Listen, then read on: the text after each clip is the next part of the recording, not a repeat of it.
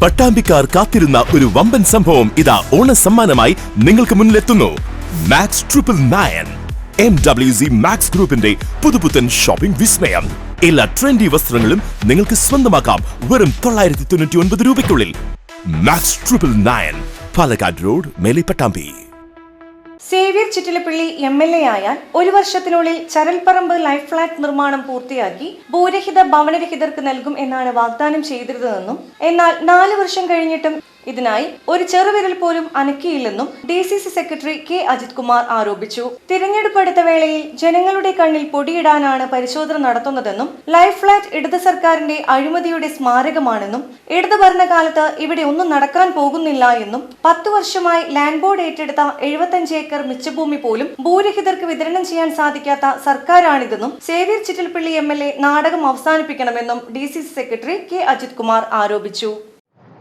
Vadakkanchery life flat പ്രളയ ദുരിതത്തിൽപ്പെട്ട ഭൂരഹിതരായ ഭവനരഹിതർക്ക് വേണ്ടി വീട് നിർമ്മിച്ചു കൊടുക്കാൻ 2018 പ്രളയത്തിന് ശേഷം വിദേശത്ത് നിന്നുള്ള ദുബായ് ഉൾപ്പെടെയുള്ള സ്ഥലങ്ങളിൽ നിന്നും ഇടത് സർക്കാരിന് കൈമാറിയ പണം ഉപയോഗിച്ചിട്ടാണ് റെഡ് ക്രസൻറ്റ് എന്ന് പറയുന്ന സംഘടനയുടെ നേതൃത്വത്തിൽ ഇവിടെ പാർലിക്കാട് കുമ്പളങ്ങാട് മേഖലയിൽ ഫ്ലാറ്റ് നിർമ്മാണം ആരംഭിക്കാൻ തീരുമാനിച്ചു. ഈ ഫ്ലാറ്റ് നിർമ്മാണം ആരംഭിക്കുന്ന സമയത്ത് ആരുമായിട്ട് ചർച്ച ചെയ്യുക ഒന്നും ചെയ്തില്ല. ഒരു ദിവസം സുപ്രഭാതത്തിൽ നമ്മളെ വിളിക്കുകയാണ്, കല്ലിടാൻ പോവുകയാണെന്ന്. അപ്പോഴാണ് നമ്മളിത് അറിയുന്നത്.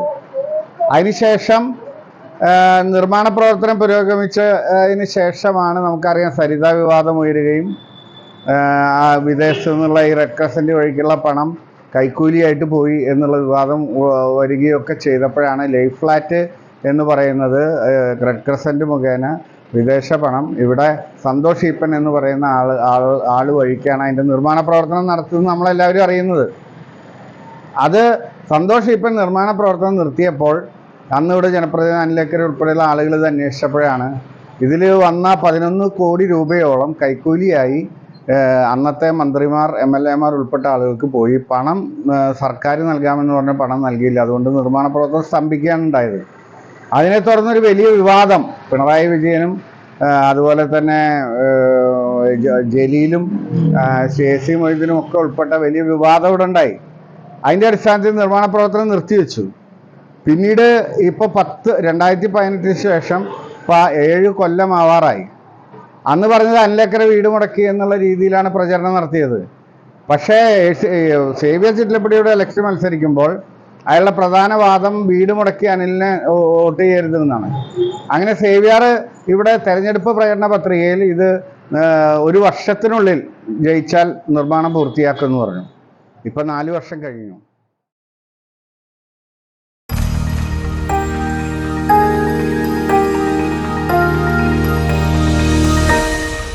You are watching VCV News.